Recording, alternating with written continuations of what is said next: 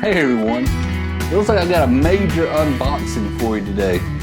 I had the BenQ BL3200 CAD cam monitor. Now, probably wondering why did I get this? One, it's 32 inches and it's also 2.5K resolution, which is 2560 by 1440, which is the same as most of your Apple displays and stuff, except for the 5K it's in the iMac.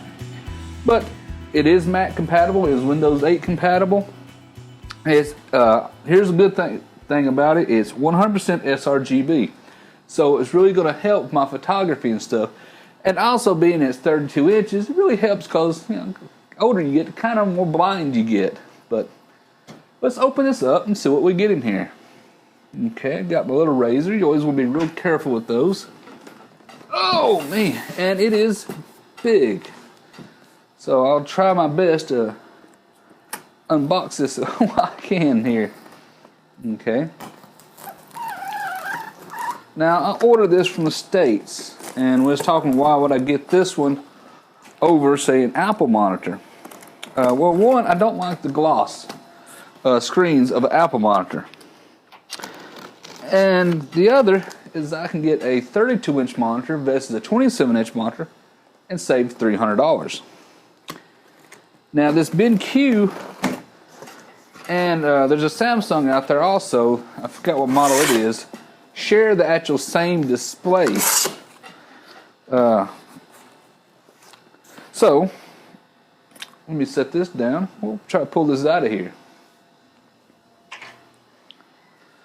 Okay, so if they share the same display, I went ahead and got the BenQ, but a lot that has to do with the fact that the BenQ, got cables, had more features in it than the Samsung did. So, let me turn around. I may just set this on the ground and try to pull up straight. Like I said, this is a huge monitor. Or at least it's a huge boxing anyway.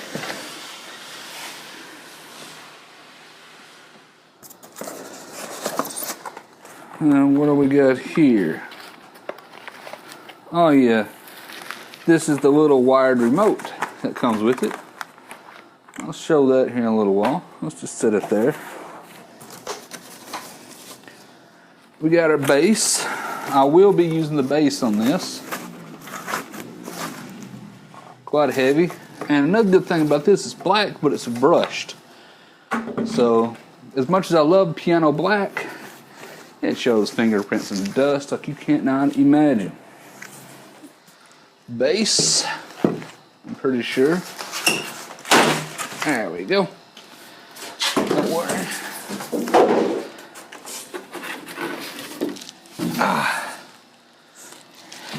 And the display. It's got this little foam stuff that most everybody uses.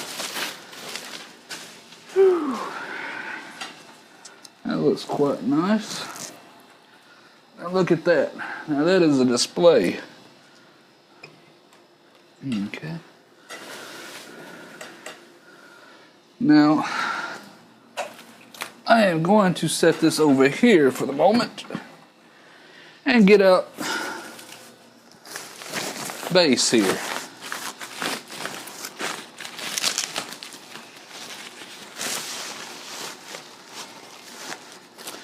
Another thing about this base, if you're probably wondering, is that it will swivel up and down. So, and it also tilts around in many directions. So let me get this. That scared me for a second. Let me get this mounted on here and get this display set up. Then we'll get back over to the computer here in a little bit and have to see how well it works. Hey everyone, so finally got the monitor set up. This took a while. And I got a few things about it. One, it comes with this DisplayPort to DisplayPort cable. Unfortunately, most display ports that are in the computers are not this big. They're the mini display ports, like my Mac Mini here. So I had to get a different cable from a brand called StarTech off Amazon. Now I got the cable and it was supposed to be 1 meter long. Unfortunately, that cable was more like 2 feet long, so I missed like a good, another foot and some odd inches. So I had to completely redo where everything was laid on my desk. So that was a hassle. So that took me about an hour or so, but I needed to do a cleanup anyway, so no big deal. But if you're talking about the cables that come with the BenQ monitor here, we had a HDMI to HDMI, good cable, display port, DVI, VGA, VGA, and an audio cable, plus a power cable. Now, despite not having the correct cable for my Mac, all the cables that came with it are made by BenQ and are great quality. So I was very happy with that. Now the display goes up and down. As you can see here, I can easily push on it and it goes up and I can push it. It also tilts around, but I've got cables on it, so I'm not going to rotate it for you. So it can be set up for portrait work, which is another reason I got it. Okay. Now, it also has a few more things over here on the side. It also has a SD card, plus it has a built-in USB 3.0 hub with 2 USB 3.0 ports here and 2 USB 2.0 ports up under the bottom. So I've got a lot of my cables tucked away on the back of this thing that otherwise would have strode everywhere. So it's really nice to have everything consolidated and a load of stuff took off the back of my computer. So overall, I'm very pleased with the monitor so far. Other than the display port cable, it should have been a more display port to mini display port, in my opinion, because that's just more of a popular cable. And but overall, I'm pretty much happy with it. Going to be playing around with it. We'll do a full gear review on it, later on. But I'm gonna put a link down the bottom, so if anybody's curious about more of the specifications of this monitor, like I said, it is a 2.5K. And another thing, if you want to hook it up, for example, I wanted to use 2.5K here. I had to go with the display port, the HDMI out on this Mac, and I'm sure lots of other Macs, and maybe a few other computers. It may be more Intel's integrated GPU, the HD4000, maybe more, or that may be the reason of it. But what I'm getting at is HDMI only showed only output at 1920 by 1080, so it wasn't the full resolution. But so that's the reason I had to use the display port overall to get the max resolution out to it.